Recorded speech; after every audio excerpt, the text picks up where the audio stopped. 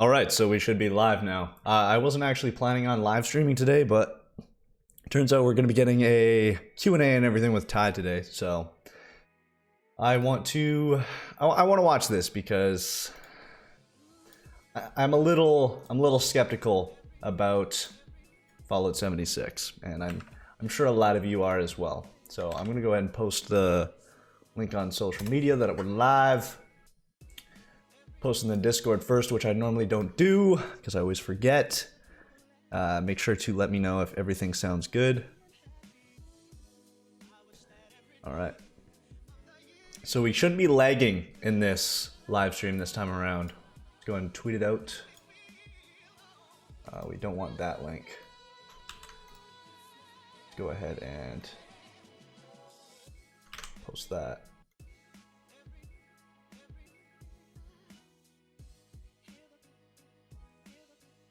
Todd actually made you this one, yeah. Awesome. Nice to see you back at David Bender. Chad Warden. Yeah, we're gonna be seeing Todd. So we're gonna be having this muted until we actually see Todd Howard or God Howard come onto the live stream. But I wanted to start a few minutes beforehand. It should be starting in about 5 minutes or so. Sorry, Dad, I can't watch the whole stream. Will it be on YouTube later? It should be on YouTube later, yes, Apollinaris. And here we go with the Steam messages. You're banned in chat? Like full on banned?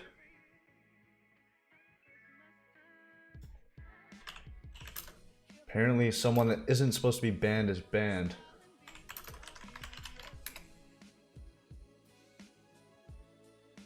Pretty much nobody is banned, so I'm not sure why it's saying you are. Sorry I missed your last live stream. Internet was out for like almost 24 hours due to weather. That's totally fine. You don't have to worry if you miss my live streams. You can also always watch them afterwards if you want to, because they always go up on my channel. What's up, Akira? Hoping for some good news from this. Yeah, so am I. Fallout 76, there's so much information going back and forth on... there's a lot of good information on it, but there's also a lot of bad information that people are not a fan of.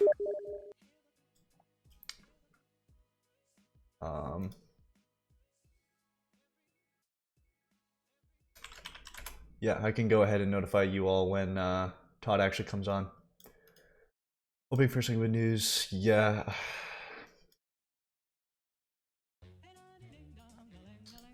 Okay, I'll check why you're banned. You shouldn't be banned. Participants. Are you in chat, NCR?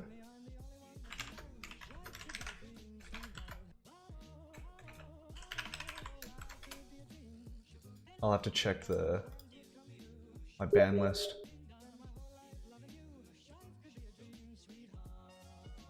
Weird.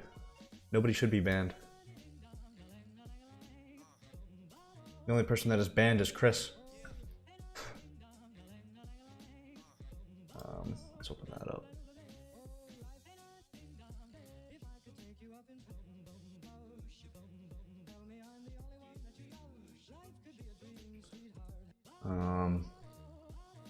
I'm trying to figure out why someone that is banned that isn't supposed to be banned. So I don't know if one of my moderators accidentally banned someone.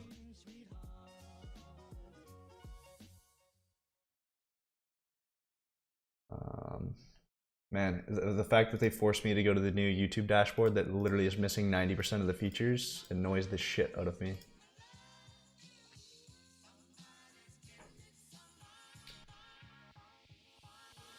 I don't normally deal with banned people, so good old Chris.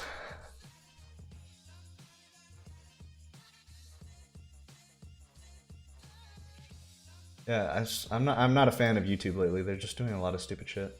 Like forcing me to use a dashboard that is 90%, sorry, that is 90% not holding any of the features that it's supposed to have.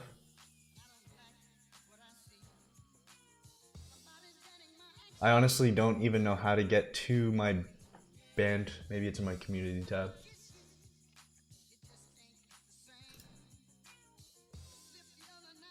Let's go to community settings.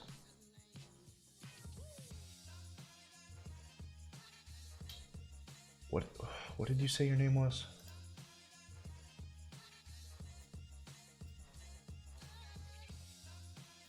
JR. I'm not seeing you in my... Oh, wow. For some reason, you're in my ban list. My ban list is a lot bigger than it's supposed to be, so if any of my moderators are banning people without letting me know, please do not do that. Okay, you should be able to chat now. I have to save it first, 1 second. I'm just going to go ahead and unban pretty much everyone that is banned, because I honestly don't remember who any of these people are. And if they end up coming back to my channel, they'll end up being banned again, so...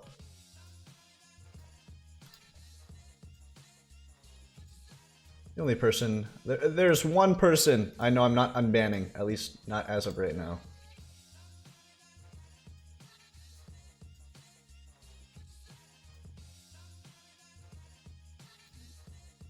Alright. Save. And you should be able to chat now. No, Chris is not getting unbanned. He gets to stay banned for at least a little bit longer. I mean, it's not like he's gonna... He shouldn't be coming back to my channel anyway, because he said he was gonna unsub. Still an hour, though? No, it's supposed to be coming on soon. It's actually supposed to be coming on, like, right about now. I haven't seen any mod banning someone. Yeah, I don't know why you were banned then, NCR vet.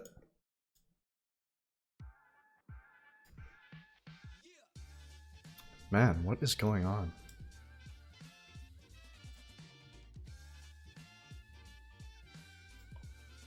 So there was no Mothman? Apparently it's just a bat.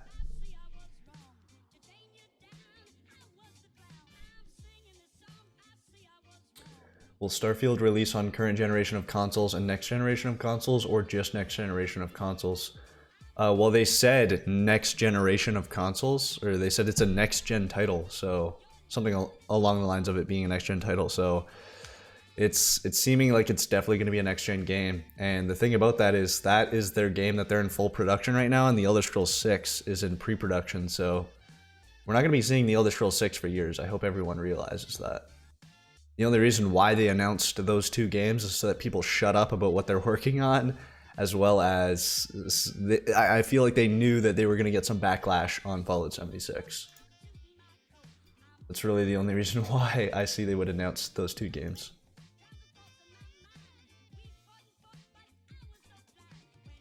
Yeah, so up next is the making of Fallout 76.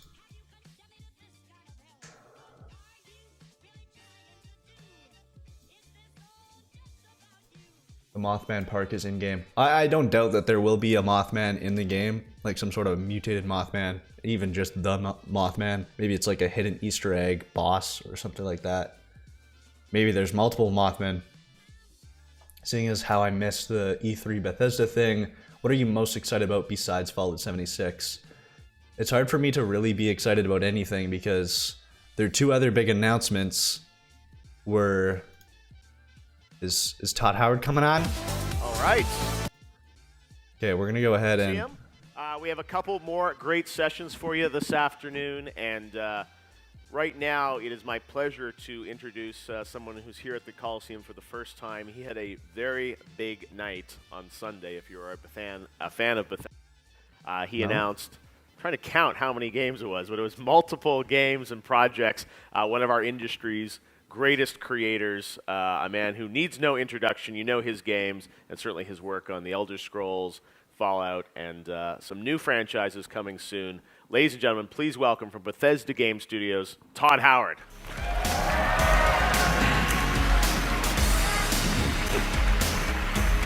Sick music. Hello, Todd Howard.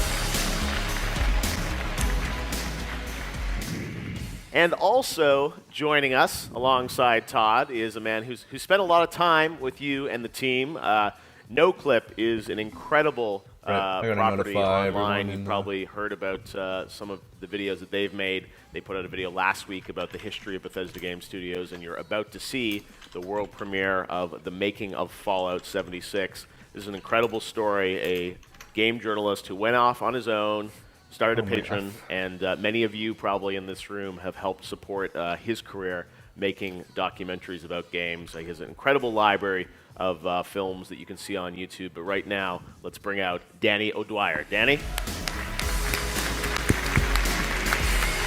Thanks, buddy. Man, good to see you. Thank you. Good to see you.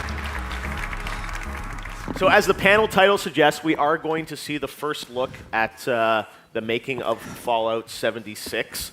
So I don't know what's in it. I haven't even seen it yet because it's so secret. So I may ask questions that will be answered in the documentary anyways. But maybe we should just start out, Todd, with talking about what you announced on Sunday night, Fallout 76. You know, we had an interview on YouTube yesterday. Private servers and aren't you coming talked at about launch. the game. People had so many questions because it's a new leap for the team to jump into this sort of online world. And, you know, I'm sure it's something that you... Actually, one thing I was going to ask you, I didn't ask on YouTube, is one point there was talk that this might have been, like, prototyped as multiplayer for Fallout 4. Was there any truth to that? There is some truth to that. I would say that multiplayer is always the #1 requested feature we get. Yeah. Everybody asks us about it. And we never... Maybe we're always a little bit scared or felt it would distract from what we wanted to do with single player. But we like that, look, we're creators, we talk about games and all kinds of games, and around the office we would talk about, well, if we did it, what would we do? Yeah. And this was during Fallout 4, and then it was, we could do it open world, a little bit of survival, but if everybody was real, do some cool gameplay systems and let them collide, it would be perfect for Fallout. But, you know, similar to what we do, but different in a lot of ways. And then we're like, oh, that sounds awesome. And then we went, you know, keep working on Fallout 4, but couldn't kind of shake it. Did you actually ever prototype it? Not in the way that you would prototype, because the engine didn't do multiplayer. Right. So it was more conversations and things like that. And then when the Battlecry guys became free in Austin, that are now Bethesda Game Studios Austin, they became free. I definitely went, I think I might have something for you guys to look at. Okay. So they started on the networking before we finished Fallout 4. So they started, and then we're like, like a lot of projects, they start kind of small. Yeah. They just started. We'll try things, and then you see something stick, and it's like, we just have to make this. And it got bigger and bigger as we started working on it, and now it's our biggest project we've ever done. Yeah, no, and truly epic in scale. Coming this November, you talked a lot about it on Sunday. Danny, for you, you know, you've made some great documentaries on some great studios. You conveniently moved to the East Coast. I was 30 minutes from their offices. Yeah, I was going to say, when that happened last year, I'm like, I'm sure he's got to do something with Bethesda. But how did this collaboration come to pass? Did you pitch it to Todd and the team, or? I mean, we had a relationship with Bethesda because the second documentary we did was on Doom 2016. Yep. Obviously, that was it. And you know, BGS being the local studio, obviously, I would have loved to have done it, but I'm not actually sure. Todd can probably like answer that a little bit more, what happened internally, but I got an email pretty early this year saying there's something you don't know about that we're announcing at 83. Would you like to come in and see if you'd be interested in doing a doc on it? I mean, they could have done like, you know, an Alexa version of Skyrim, for instance, and I would have come and done a documentary. Which you can actually try. So yeah, I mean, I turned up. We had our first meeting months and months and months ago. They showed me an internal pitch they had done, and I was like, oh yeah, we can totally do. You might be into that.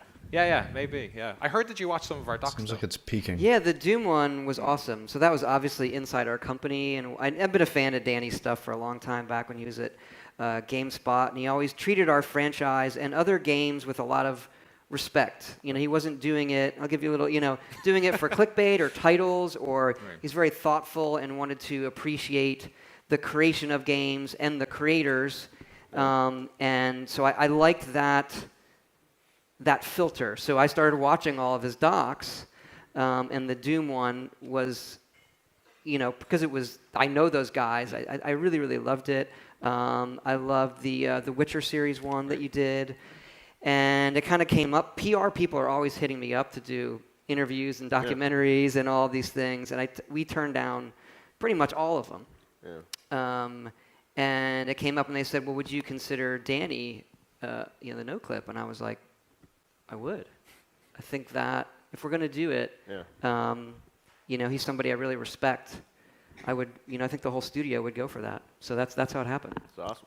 Now, you know, one thing that I know from writing a lot of longer stories about game developers over the years is, you know, when you go into a studio and you tell a Hunter documentary or a making of, there's always the challenge of sort of how honest or open you are. And we see a lot of these sort of press documentaries Beta's access sometimes through comes out pre-ordering. that feel very sort of neutered and nuanced with the messaging. How open were you guys willing to be about the making of Fallout 76? There are obviously high points of projects and low points of projects.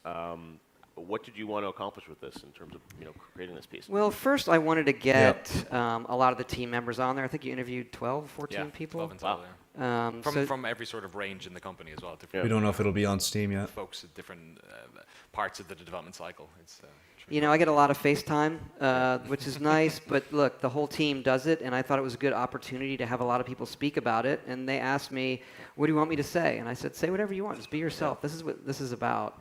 We have nothing to really spin. And there were the newer projects, they've been announced. Right. That was the one where, can I talk about Starfield and Elder Scrolls 6? No. Don't talk about that. But you can talk about 76 and these other things that are coming out this year. Yeah. Now, this obviously, you did the documentary last week, which you should watch, the whole 90 minutes on... That's a real good idea, is put out a 90-minute documentary a couple of days before E3 starts. I was going to say, I haven't watched it, but I am looking. I definitely will watch it. You're doing this making of Fallout 76. Will this continue? Could we expect more on BGS, or what's sort of the plan, or it's just these two right now? First of all, we've filmed, like Todd said, 12 different interviews. Most of them were, an hour and a half long, probably. So there's actually loads we did not get into this. We had a fantastic arc all about the Blades, which was announced, and Fallout Shelter, and sort of the BGS Montreal team that worked on that. Yeah. Could not get it into this one, so we're actually going to do a separate doc on that. It's going to be in the next few weeks. So we actually have a bunch of really cool stuff from this project. It's up to this man here whether or not we do anything else in the future. But yes, it is, Fuzz. we try and mix it up with our projects as well. We try and cover a bunch of different games, different aspects of gaming culture, make sure our patrons are happy and our community is happy. So. Man, I can't believe we're still doing this 18 months after launching. I can't believe I'm sitting on a stage with the two of you. No Fallout 3 remastered. So I love this work.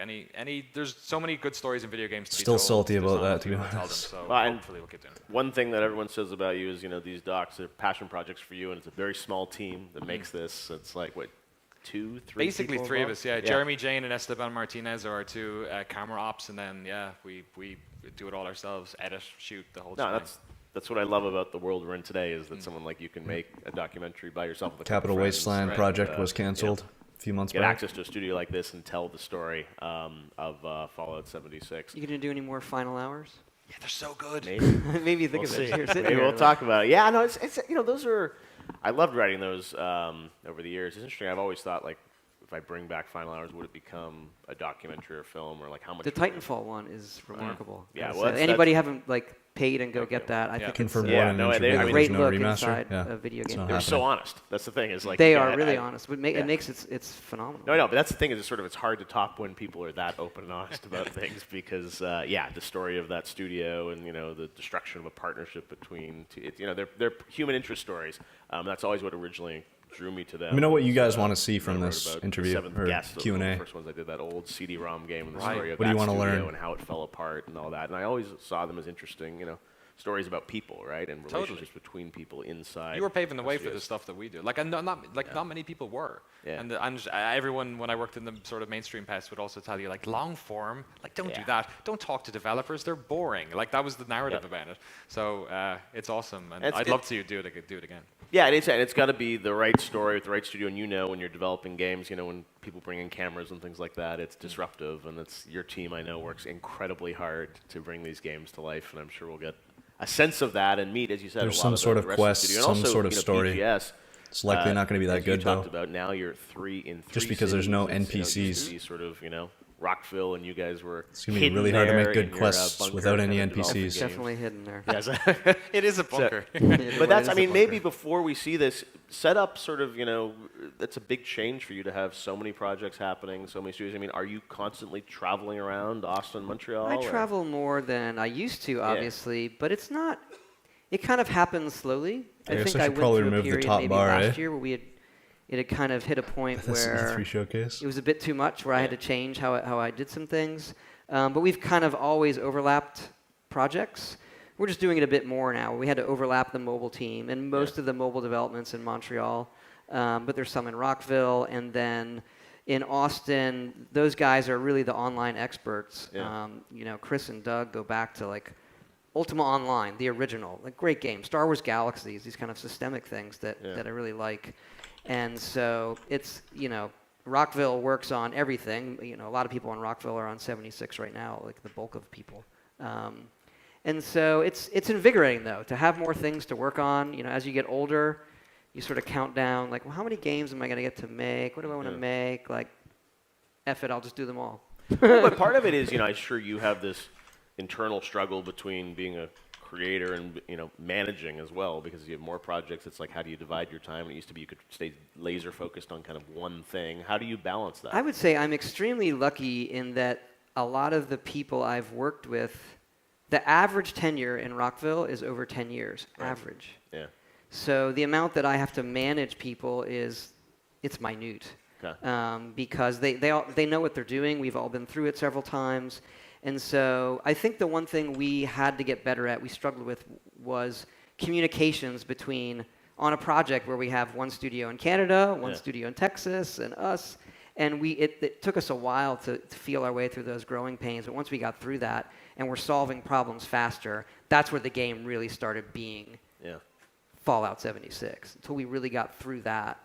And so now it's great. There we go. Everybody's kicking, and we've got a lot of good things happening.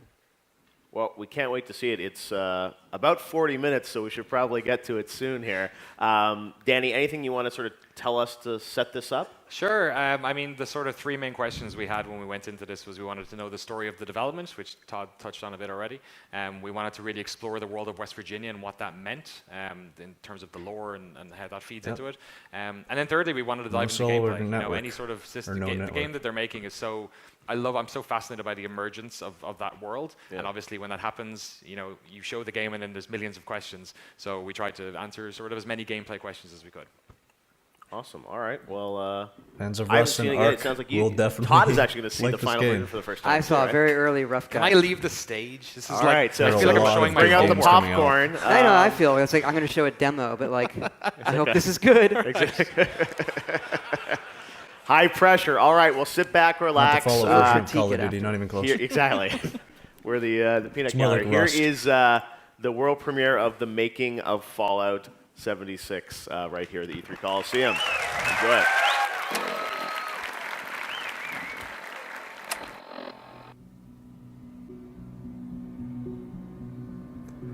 Here we go.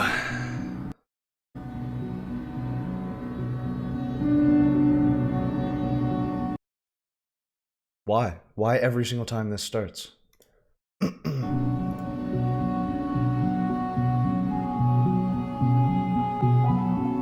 Hello friends and welcome to the woods of West Virginia.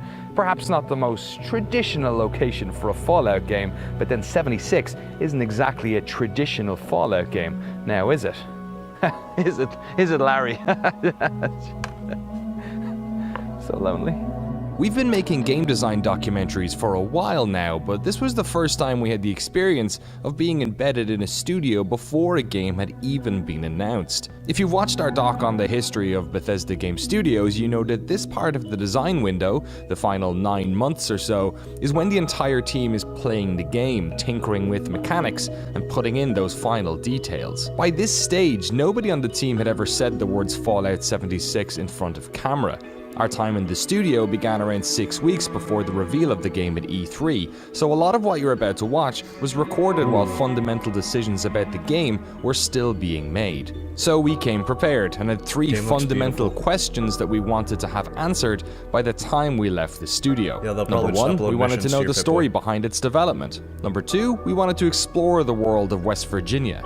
And number 3, we wanted to dive as deep into the gameplay as we possibly could and find out what exactly you'll be doing while playing Fallout 76. Oh, and we really wanted to know what was going on with Starfield and The Elder Scrolls 6, but we'll probably wait until the end before we drop those questions on Todd. So, first things first, where did the idea for this multiplayer Fallout even come from?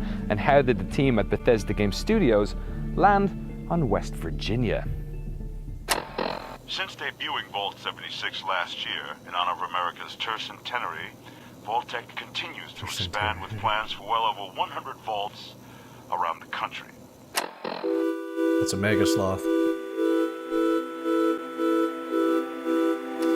In our previous documentary, we covered the development of Fallout 4, but what we didn't mention then was that during this period, the team was also designing 76. 76 is the multiplayer design from Fallout 4. Oh, is it really? Yeah. Oh my goodness. No one said that? No. It is. Hey, should we do multiplayer? Probably not. What would it be? Okay, it would be this. Let's talk it through. Like, that's pretty awesome. And then you kind of, you put it away. You say, all right, let's do our thing. And then every once in a while you keep talking about like, hey, we should have done that, or we should do it. And then, as Fallout 4 is going on, it becomes no, we should really do it, like, as its own thing.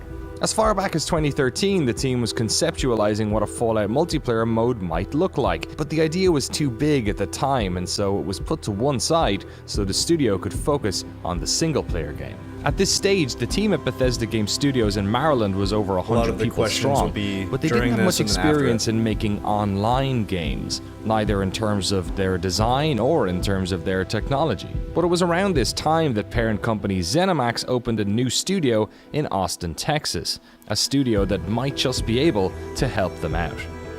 ZeniMax had opened Battlecry Studios, which was made up of a lot of like MMO experts in the Austin area. People who, like, Chris and Doug go way back to Ultima Online and Star Wars Galaxies and Star Wars Republic. Like, this is amazing staff people, and they were building a really cool game. Pretty lonely in this game. But the lead programmer on 76, Jason, had been the client lead on Star Wars. He knew of them all. Right. We were talking about it, and he's like, hey, those are the guys to do it.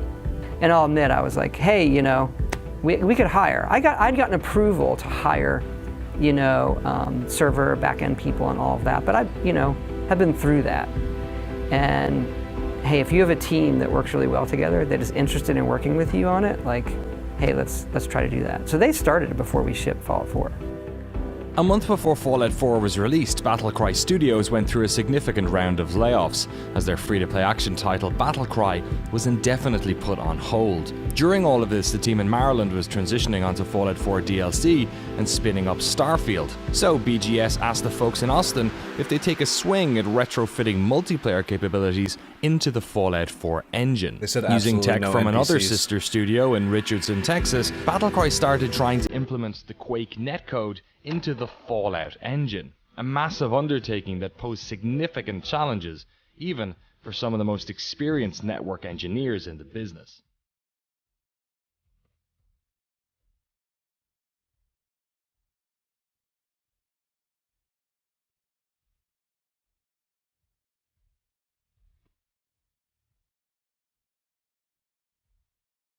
This engine has been around since Morrowind, at least. Some of the cool things, like when you dig through the code, is like you get to see, oh my God, this was used back in this game that I used to play like when I was barely out of college, right?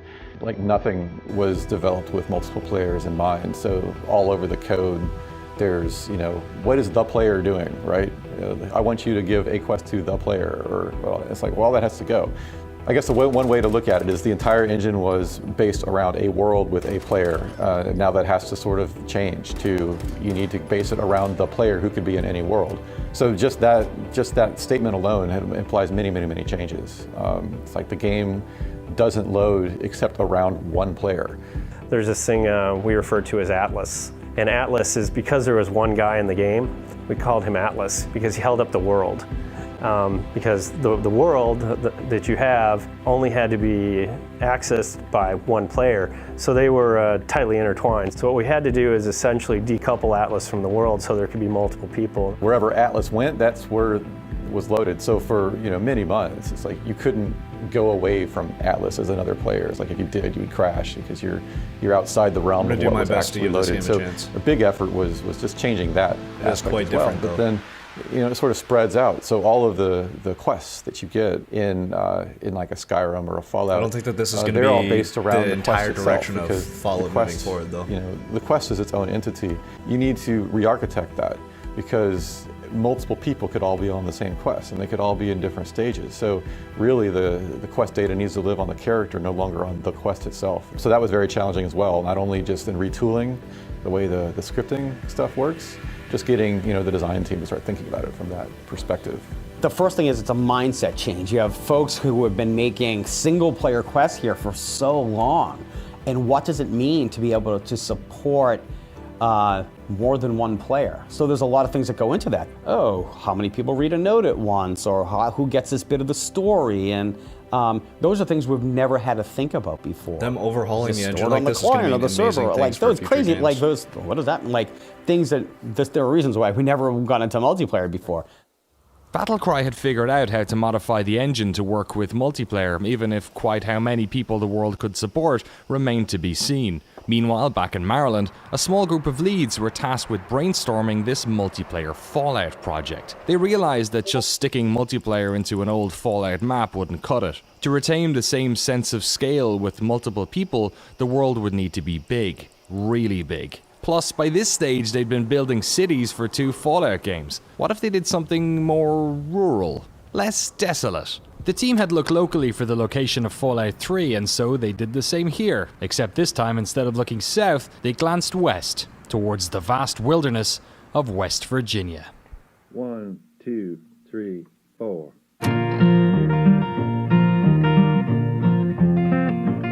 I wouldn't compare it to Fallout Actually, 3 without every game NPCs. starts with a map.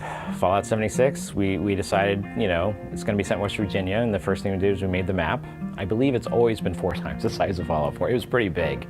Todd sits with designers and to figure out, what story points we're gonna have. There was just the small handful of us leads, deciding what to do, starting to lay out the map of the world. We don't know that it's an entirely new figuring out how to take an entire state and shrink it down. Because before we did, a city and then the area around it, but we decided to do all of West Virginia. I think we picked West Virginia because it was still East Coast, and it was a place that isn't really touched. If there ever were a nuclear war, none of us would be here. DC's done. We're first. So If you want to go watch it somewhere else, Groovy, just go watch it on the stream. stream. I will not have to deal with any of that stuff. But West Virginia, no one's going to nuke West Virginia. So we were thinking that we would be able to do more of we would be able to do trees. We'd be able to do. You don't have to be rude an about it. Interesting visual look. The leads went out to West Virginia at the start of the project to look for landmarks and places to go. So we find out what are our landmarks that we want. We know we want Morgantown and the Summersville Lake and stuff, and we take the real map and just start to redraw it and remix it a little bit to find out how we want things to flow. Because West Virginia also isn't a square, but we kind of had to take, it's Harper's Ferry is so cool, but it's way out here, poking over Maryland. Let's just kind of shove it back in. The state of West Virginia didn't only provide the team with a massive landmass to play with, but as it happens, the lore of West Virginia was full of myth and conspiracies that fit perfectly into the Fallout universe. West Virginian myths are among the creepiest in American folklore. Isolated villages trapped in vast, unforgiving wilderness has fueled terrifying stories of creatures that prey on unfortunate souls. There's the Grafton Monster, a giant pale-skinned headless horror that prowls the woods outside of Grafton. There's the Flatwood Monster with its terrifying cowl and beady eyes. The Snallygaster, a dragon-like demon that haunts an area outside of neighboring DC. And of course, the Mothman, a winged beast with piercing red eyes that prey on those in the Point Pleasant area. Like wandering the real woods of West Virginia, the world of Fallout 76 is full of monsters to hunt or be hunted by. There are far more creatures in 76 too, more varied types of enlarged insects, and everything from two-headed possums to giant sloths, and even intelligent plants. So they the would be going Mothman's against their incredible. own word. It's a different thing. We've never done it before. We're hoping to do stages to him. Early on in the game, maybe he's just stalking Private you. servers are possible. You just see these creepy little eyes in the dark. Because it's closer to when the bomb's actually detonated. So there's more radiation. So you can get crazier mutants and giant plants because it's more radiated at that time. It's half-life. It's going to decrease over time. Right. So that's our justification. I haven't seen that in future Fallouts. Maybe that was such a bad mutation that they died out. But here, it still exists and it's in full swing. While the team had been adding plenty more new creatures to battle, they hummed and hawed over the inclusion of other AI humans. They wanted to make sure the feeling of running into other humans was special, and if the world was full of raiders, then instead of hearing distant gunfire and knowing it was another player, they'd spend large parts of the game trying to discern if somebody was human or an AI. On top of that, the lore of the game couldn't really support the idea of raiders. Fallout 76 takes place 25 years after the bombs were dropped. Vault 76 is one of a number of control vaults, meaning that instead of doing weird experiments on those inside, this vault was genuinely used to house people for a generation before leaving them out to rebuild society again. So this world has yet to be reclaimed by one faction or another, and so the decision was made to leave West Virginia bereft of other humans. But this caused a problem. Gun combat with AI is a central pillar of the Fallout experience. So they leaned into the lore and created a new faction of intelligent ghouls called the Scorched. Where they're kind of like feral ghouls that are not quite so far gone. They still know how to use guns. Slightly. So that's essentially our raiders are the Scorched. But yeah, then most of the other things Still are more just all the creatures, creatures and things like that. And I think it's like 63 things that we have now, because we had all the ones that we had before updated and fixed those, and then add all these new ones too. Yeah, The map of 76 is large, but it's been divided into a half dozen areas with their own flavor and difficulty. While you may emerge into the relative beauty of a green forest, like there are custom much Ark less servers, forgiving custom areas of the Rust map for servers. you to explore. A hollowed out mountaintop, soggy floodlands, festering toxic wastelands, swampy woods, and a colossal mountain range that bisects the entire map. The new dynamic weather system can also have an impact on the player, with distant rad storms warding off expedition parties. There's a lot of space between things in this map, meaning coming across new locations should feel like uncovering something that's been map looks hidden really forever. impressive. Quiet cabins, abandoned wood mills, tall treetop watchtowers, shot flooded mines, floaty and and it's abandoned sunk. barbecue joints. All of these littering a landscape alongside cities and towns of all sizes, nuclear missile silos, and even a crashed space station. The world of 76 is larger and more detailed than their previous games, and featuring a bunch of new the world technology space looks that the amazing. team may just be testing out for future games. They have a new system to propagate woods, a vastly improved dynamic lighting model, subsurface scattering, and far more complex animations for creatures For who are consoles, you going would to be have to run attacked by servers, most multiple likely, yes. players for the very first time. PC, So we do maybe get not. sort of like the typical Fallout areas in certain We'll probably spots. have Like when you first third-party servers start for at the that. game, it's kind of nice and welcoming, but then you get to the crappier, dangerous parts and get the more traditional feel. Because this area it was like factories and things like that. And our justification for why it's all caked in white powder is that those factories were like full of chemicals and everything spilled out. With all the hills and the topography of the area, it's really beneficial for that, because Fallout 4 was actually like a really flat game, so it's hard to get those landmarks. Thankfully there's like skyscrapers and Diamond City, that giant glow, but in this case we have like an entire mountain range that bisects the map. So we can take that and put all these different landmarks on that. Like we made this ski resort called the Top of the World, which basically looks like a giant red UFO, and that's like a thumbtack in the middle of the map that you can orient yourself around. And then we have the giant bucket wheel excavator on another side. But it's also designed in that way where you're supposed to sort of lose where you're at once you go down in those hills. So you're deep in the valley, you're like, where am I at? And so you're encouraged to actually then go up the hill, and then we put all these like watchtowers and stuff, so then you're like, that's where I am, and pull out the binoculars and look around.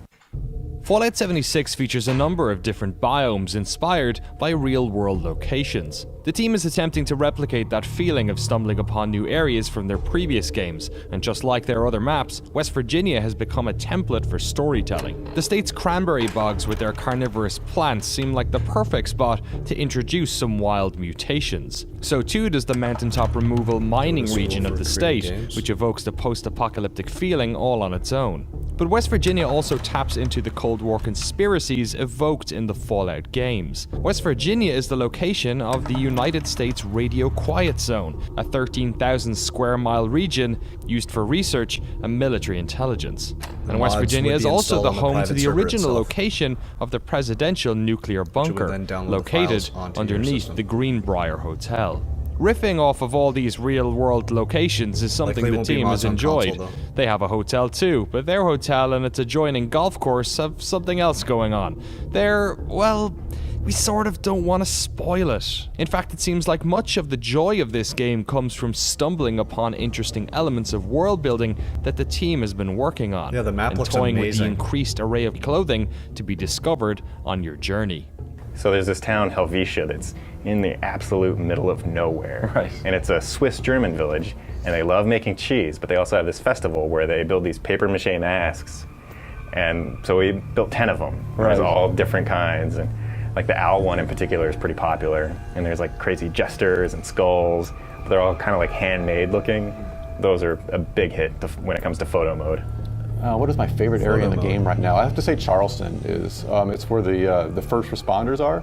So it's like an old fire department where you can like find firemen's uniforms and that kind of stuff. And there's a terminal where you can take the training course. And it's like, what do you do when you're seeing gas come in for the vents? Do you put your arm over your nose? Do you run out screaming, or do you light a match? That kind of stuff's great Fallout humor. I'm playing the game and I come across this lighthouse in the middle of nowhere, and I was like, why the hell is there a lighthouse in the middle of nowhere? Like, oh, that's a real thing. That's in West Virginia. West Virginia has stuff like that. The world itself is going to be amazing to explore with friends. We've learned how this game came together, and we've explored the world of West Virginia, so it's time to answer our next question. What exactly are you going to be doing in Fallout 76? There's been a lot of rumor over the past few weeks as to how much like a regular numbered Fallout game 76 really is, and it seems to be the question that the team has also been struggling with. How do you retain the elements of those games that work while doing something interesting? And how do you do something interesting without just cribbing off of other survival games? The version of 76 we look at today is the end result of months of playtesting and discussions, so before we dive into the specifics, let's start with the basics. Fallout 76 is online. You can play as a lone wanderer if you so choose, but there are no private maps or offline mode to speak of. There is a story and there are quests, but the focus of this game is on the player dictating what they want to do that day. Perhaps you want to discover a new part of the map, which is understandable, or find parts to craft a specific weapon. Maybe you want to kill a monster to get a high quality drop. Maybe you want to build a camp, claim one of the map's public workshops, or team up with others to take on events. Super mutants are attacking, Aunt Mabel's farm. So you'll go over and to protect from super mutants, and you don't know, like, will 10 other Yaguais come running in at the same time because someone trained them in from across the mountain. There's public workshops where you can go in and claim them. You have to kill the monsters in there. There might be events spawning once you take them. Depends on the situation, the timing, and the area. And when you take them and you fortify them, you actually have access to resources that are super valuable for crafting. So you'll get access to ore, some kind of ore, lead, and then lead's used for make bullets, and then you can make bullets, which in that game, any of these games is super helpful, right? So you take that for a reason. Then, like I said, you have your camp, which are mini workshops you can place almost anywhere. There's certain restrictions on that because we don't want you like the griefing outside the exit of the vault, but you can place them all over. They go, when you move servers, if that space is available, your camp will just be there. For some reason, again, this is a big game with a low number of people, it's overlapping and we can't place it there, it will be packed up and blueprinted, you can place it somewhere else, boom. And then the crafting is a huge part of the game because again, you're gonna wanna find very specific creatures or flora to combine.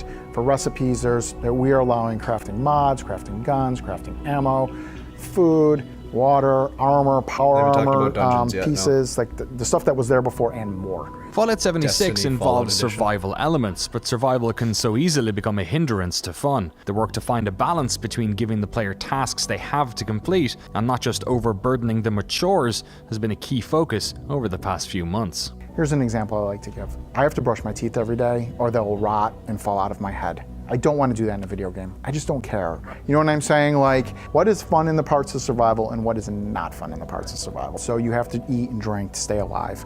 I heard a funny anecdote the other night. Someone was playing the game and they were starving and they wandered into a herd of cats. And they're like, I've never been happier to see a herd of cats because then I got to eat. It's sort of terrible, but. And then you can build a cooking stove, like most survival games, make the food more efficient. We put diseases in. We have something called mutations. So Fallout 4, we had that inverse meter for your health and your rads. The more rads you had, the less your health was, and you're able to cure that. So in this game, the more rads you have, the more chances you get mutated. And they have all sorts of neat, like they're almost like traits from Fallout 1 and 2 where they have a plus and a minus.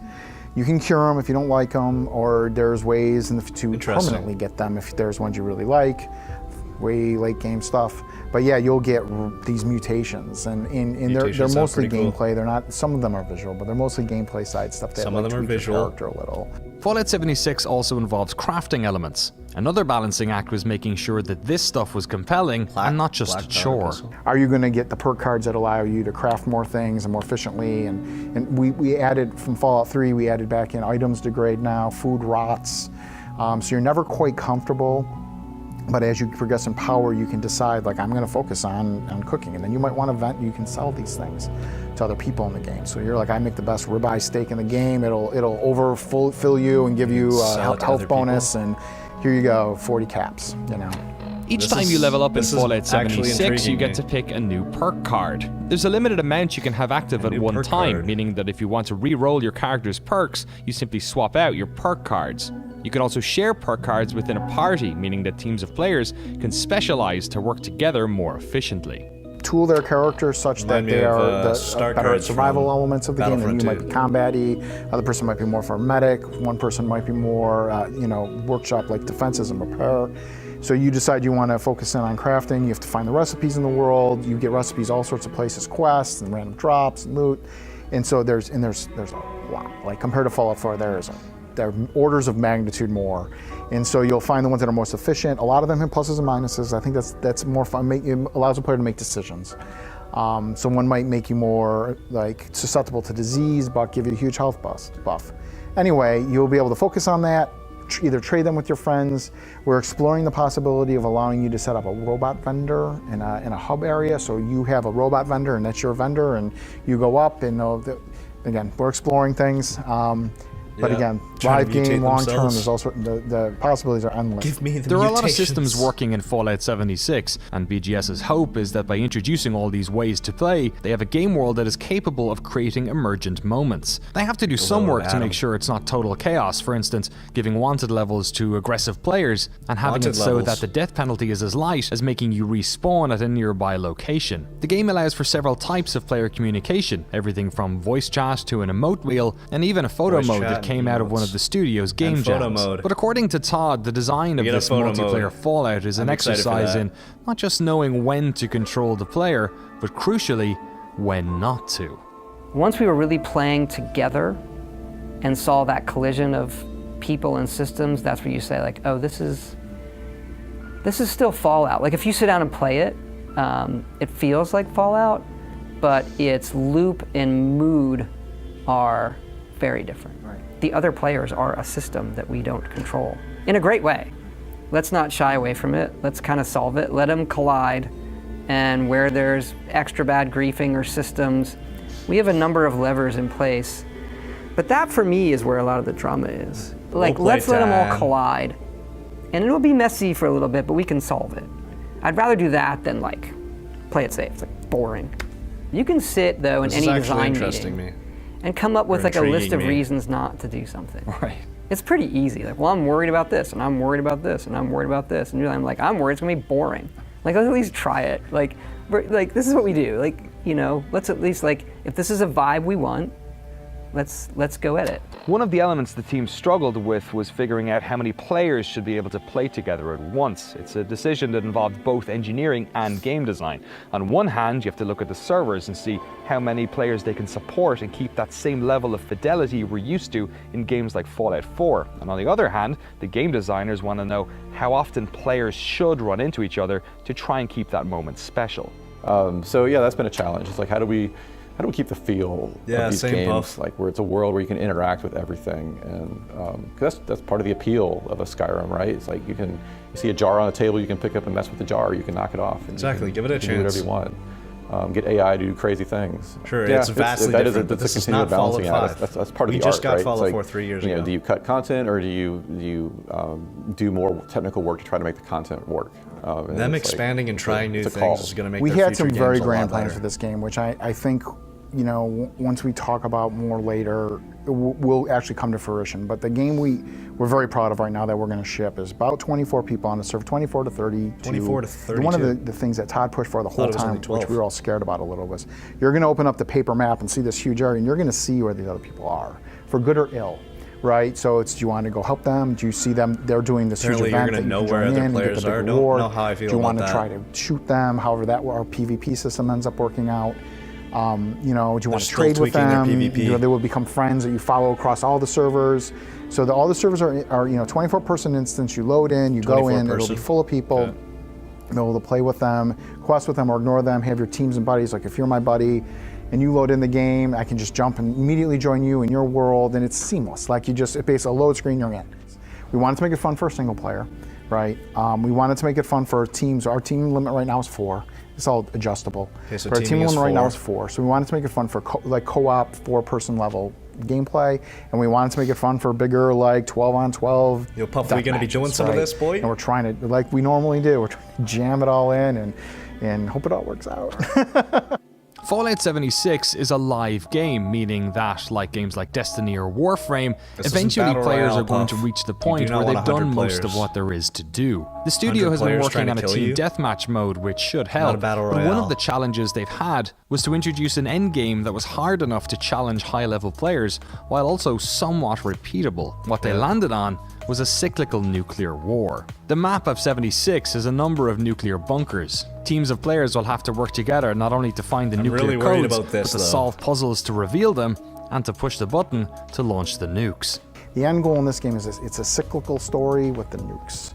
And these huge winged bat-like creatures crawl Yeah, up out of the world Starfield called is a Scorch single-player Beasts. RPG. You're supposed to find the We nuke already know codes that. to kill them, to So they seal are their fissures. completely That also, again, irradiates giving up on it. the world. It'll put a big, you know, the nuclear weather there, and all the flora and fauna will then change to be higher level and have rarer drops. You know, rare crafting materials in certain sought after, basically items and materials. Legendary, going back to the legendary system, we added more tiers to the legendary system for weapons and armor. So you'll find those Disease things tool, there, or and then that Deathclaw. area will fade down over a certain period of time, and players will have to find the nukes again. And depending on where you Apparently the nuke, nukes are different gonna be things hard will to do, appear but because there'll be different flora and PC, fauna there. cheating. How are they deciding? Are they working together I don't know how I against feel the about that. world, or are they working together against themselves? And then what happens when you get a group of people that want to work against other players versus a group of players who want to work against the world, and then they get nukes? Do they create an online Cold War? Do they all just decide to just blow up everything?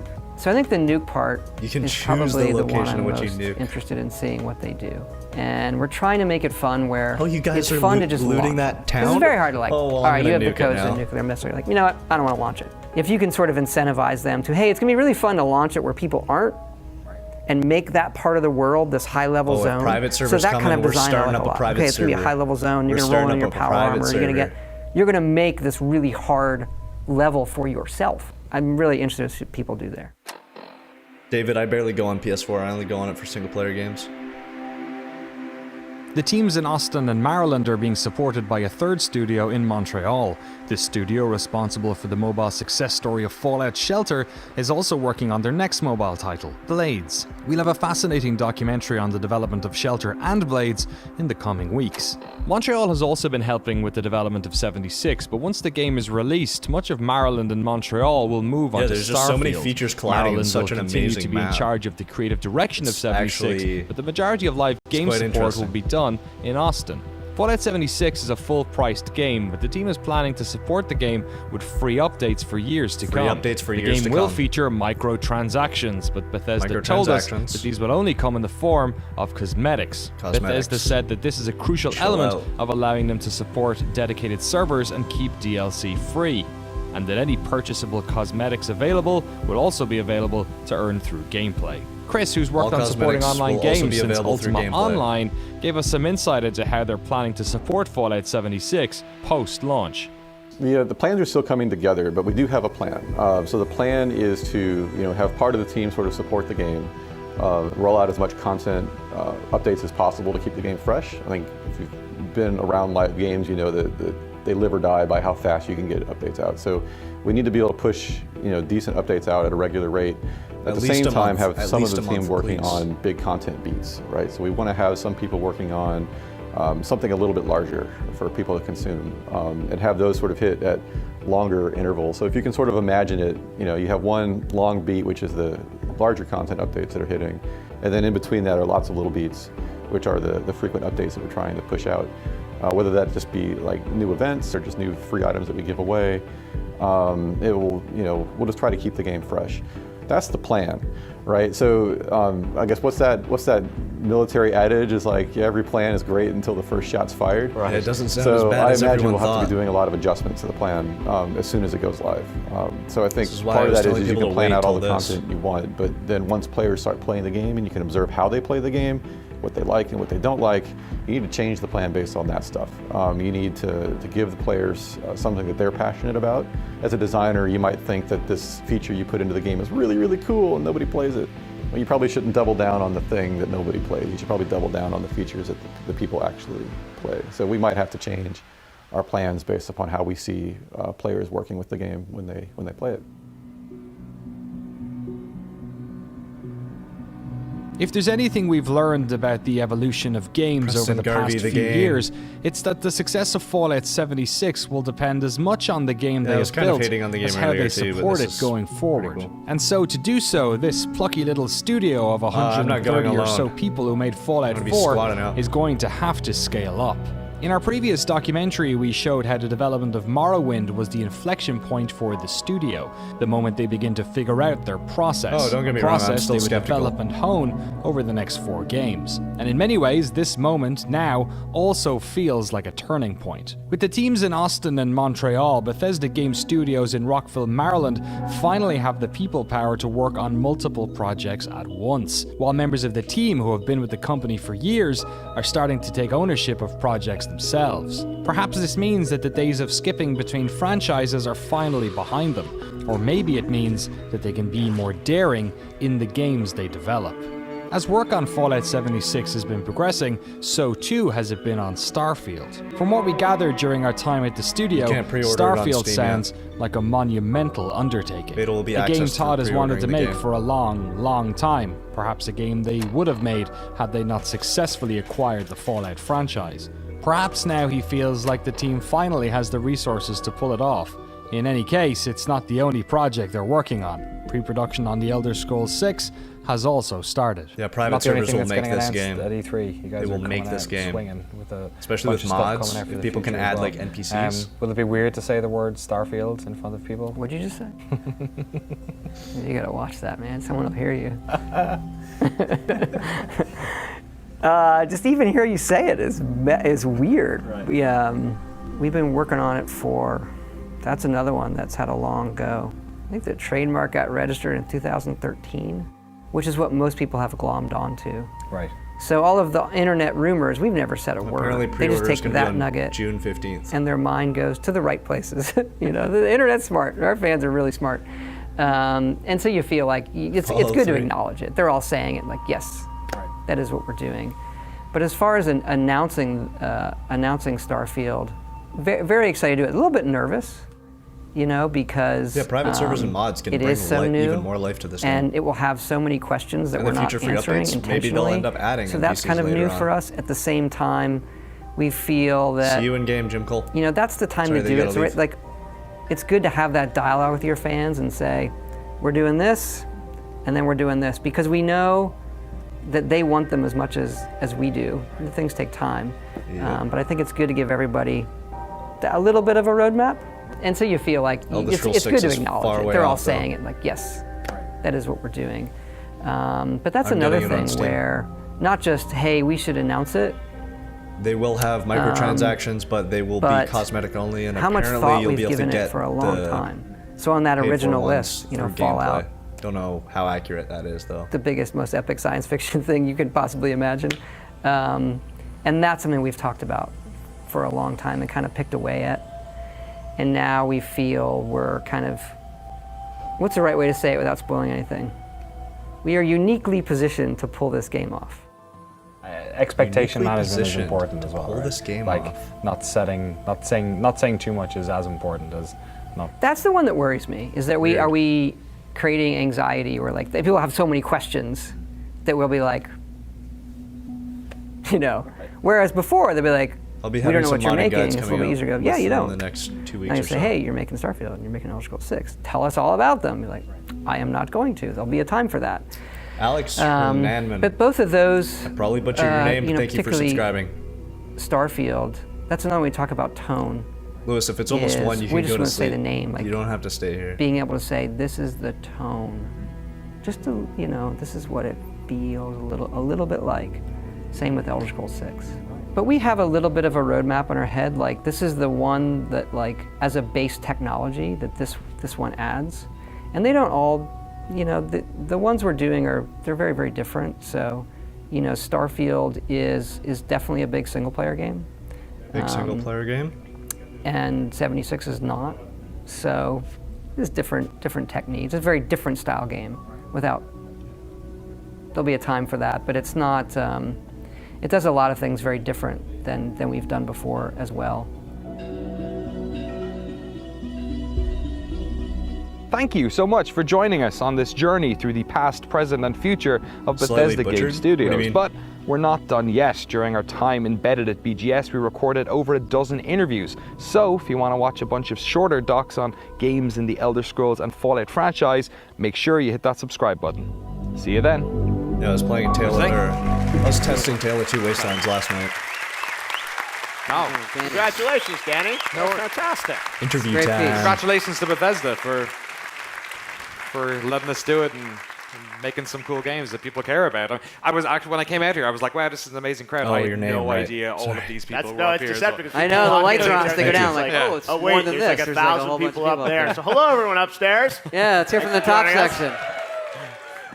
So that was a really, I think, insightful look at the process, even seeing, new parts of gameplay and everything in the game, because, we should let everyone know, Fallout 76, they're not going to be able to play at E3, right? They're not. I'm looking at all this footage, Danny, like taking off people's monitors. Like, that looks like crap. Oh my God. That stuff is not all done. Teasing us, but yeah, that's why I saw more of the game. I saw the stuff from the new stuff looks good. Hey, if we do it again, then we'll make sure I'll give you better footage. Tale of Two Sends us a bunch Wastelands of is footage, amazing so far. This is, I think, as you said in the piece, Makes Fallout 3 it's, playable. It's a bold, ambitious idea, and I think, as you mentioned on Sunday, all the fans here are going to get a chance to help shape this with you even before November, right? Because you're going to do a beta and then bring Yeah, I people think in. with this kind of game, you have to.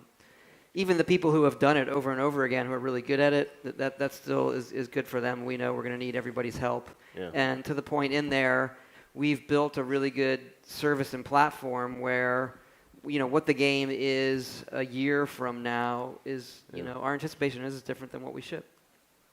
Well, it's going to be. It'll be like something Grand I Theft think Auto we're 5 all Online, looking where it's forward just to checking out, dramatically and, different. It's nice to hear you talk a little about Starfield a little bit more. For everyone Actually, here, I I think haven't we played were Morrowind, somewhat surprised that you guys were so I willing wouldn't be able to go tell you. there and sort of share a little bit on that. Tell everyone here, that philosophy, that choice was always very deliberate. Went back and forth. That wasn't like a home run. Like, obviously, we'll announce these things.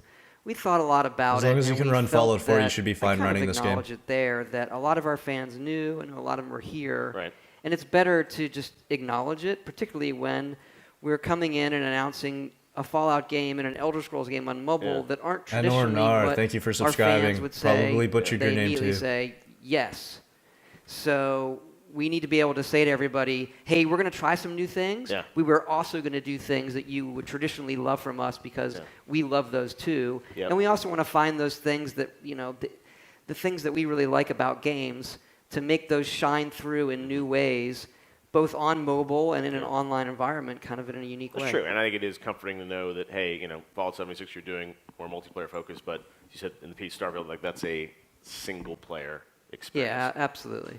I can make a radio stutter video one other thing I'm sure later. you worry about is when you start talking about things, then, if they're early in development, they might change, right? And you were talking about final hours when, write like the story of Portal 2 or something, like the games drastically change. Has Starfield already gone through some of those changes? Like, do you know what these games are yet, or how much do you think they're going to evolve? I don't know if it's a trick question. I'm good at those.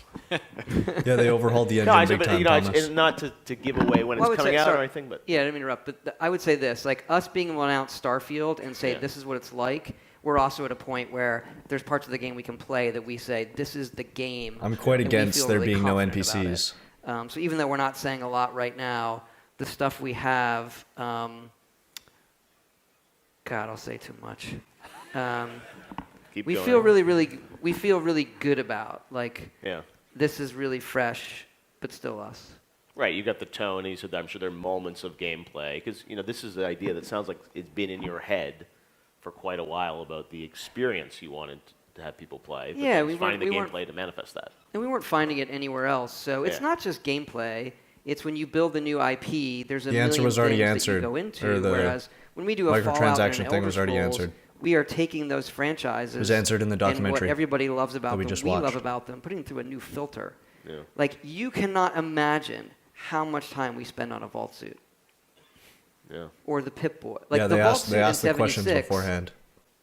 They also get like, community we have questions spent so as much well. time just on the suit. Yeah. Like, is it like Fallout 3's? Is it like the one in Fallout 4? Is that a skinnier one? That's in Fallout 1? No, that's the cryo one. This one's looser. This is like a gas station thing. This is this. How does the thread work? Like, you know, all of those things we're putting through a filter, and we're very, very specific about the details. So when you go into a new IP, that is a whole nother world. It's that still the creation is, engine, but it's very massively different, but like super exciting. improved.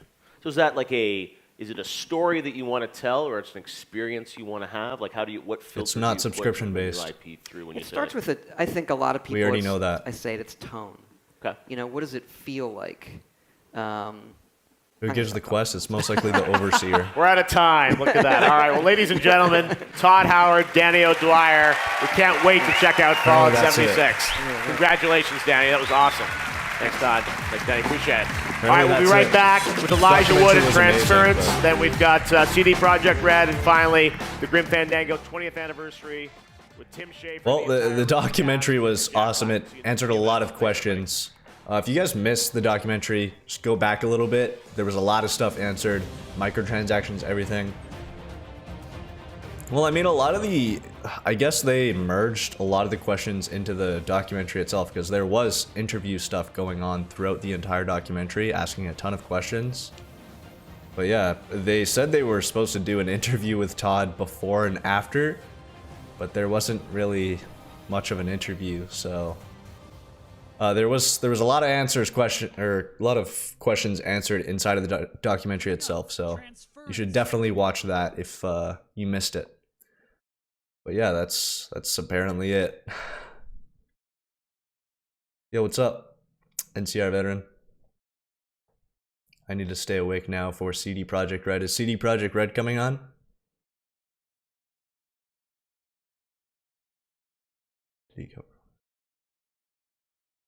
They did talk a little bit about griefing. They said that they're doing their best to go against griefing and killing people off spawn and teaming up and everything. But they're still messing around with their PvP system. I'm sure they're gonna find a way to stop griefing. Maybe they'll have a feature sort of like Grand Theft Auto 5 Online, where you can take yourself out of the PvP, where if someone shoots at you, it doesn't affect you.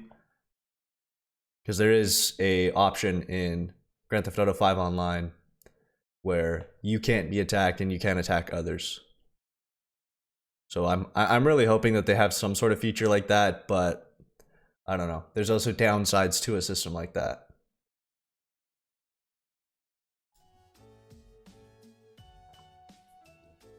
Yeah, I mean, like, if it's like Rust and you just get killed constantly, or like DayZ where you get killed on sight, it's gonna be a shit show, and it's not going to be fun whatsoever. I think that they think gamers are a lot nicer than they actually are, but I guarantee if they do not have systems in place to prevent PvP systems, the moment you leave the vault, the moment that you spawn in, you're gonna get hunted down, especially because apparently you see where everyone is on the map. Not exactly the smartest idea, in my opinion.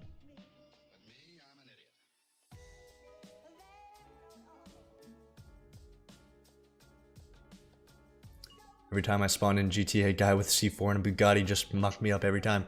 Yeah, like GTA 5 online, if you don't disable PvP, then you just get killed over and over and over again.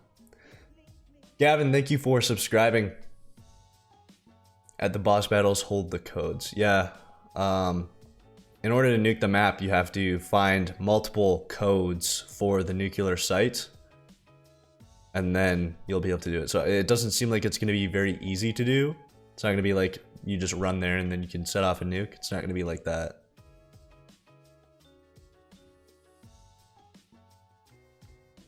Yeah, if people kill on sight and there's nothing to prevent it, then it's not going to be fun at all.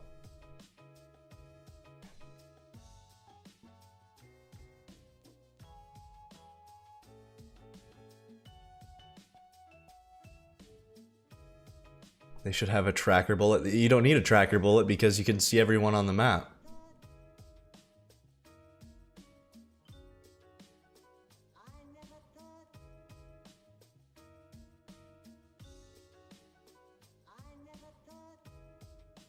It was brutal in GTA, new sub 2 epoxy. It's great finding a new quality YouTuber. Thank you, brother Devin. But yeah, GTA Online, I can't stand playing that game because I'll literally, if I join in, since everyone has like maxed out weapons, they've got all the fast cars that are like bulletproof and shit. They just come flying around the corner and they're like bulletproof Bugatti or some shit. Toss a C4 and I'm dead. Enclave Leader, thank you for subscribing.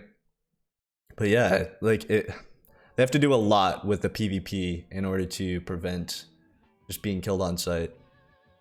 Maybe like having an option to be on a no PvP kind of server, and it just groups people in that don't want PvP. Kind of worried that it's going to be another Ark. Yeah, it's kind of seeming like it's going to be sort of like an Ark or a Rust, and then especially with the whole private server thing, you should be able to install mods on those private servers. Fill me in tomorrow, or is this Ubisoft? I'm not watching this. This is just background stuff. In fact, I should probably...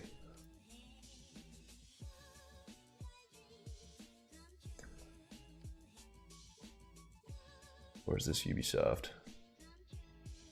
Yeah, I'll be making a ton of videos on everything that we saw. And...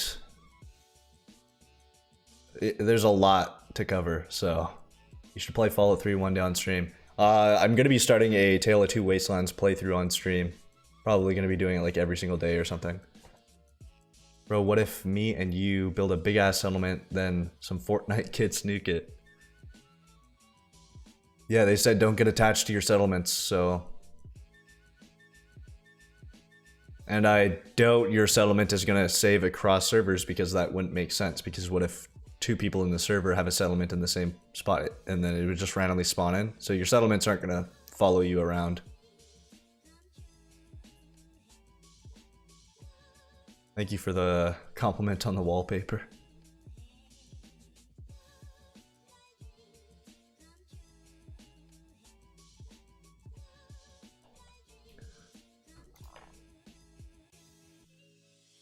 You should make a tutorial on Tale of Two Wastelands because you're actually good at making tutorials, lol.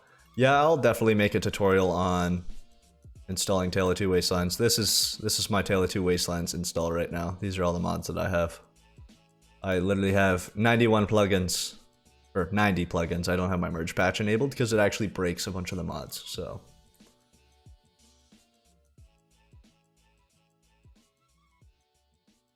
Where can you find that wallpaper? I can't remember where I got it. Just search up like Fallout New Vegas Fallout New Vegas art on DeviantArt or something like that.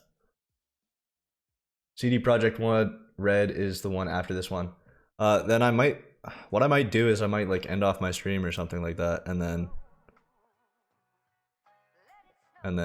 cover the Cyberpunk 2077. The only reason why I would end the stream is so that it gets posted as a separate video.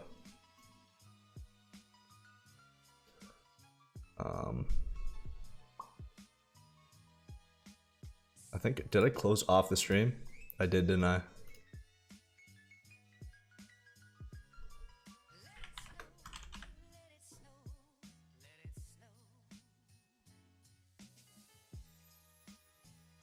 So after Ubisoft is Cyberpunk 2077?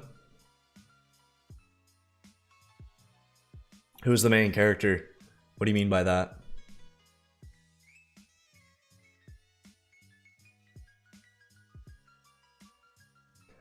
Yeah, well, anyways, I'm gonna go ahead and end off the stream because apparently we're not gonna be getting any more Q&A.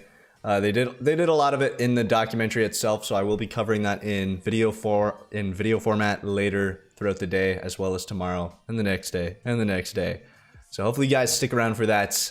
If you guys enjoyed the stream, be sure to hit that subscribe button, hit that like button, and stick around for all the future content that's coming, as well as live streams. Going to be doing a ton of live streams on different things coming in the near future. So, who can you play in Cyberpunk 2077 or Fallout 76. Both games are just, it's not like a person. You just play as your own created character.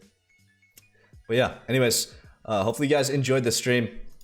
And I will see you guys very soon in video format and possibly live stream as well, depending on what this whole Cyberpunk 2077 thing is about. And it's been fun. Documentary was awesome. And until next time, this is Apaxi signing off.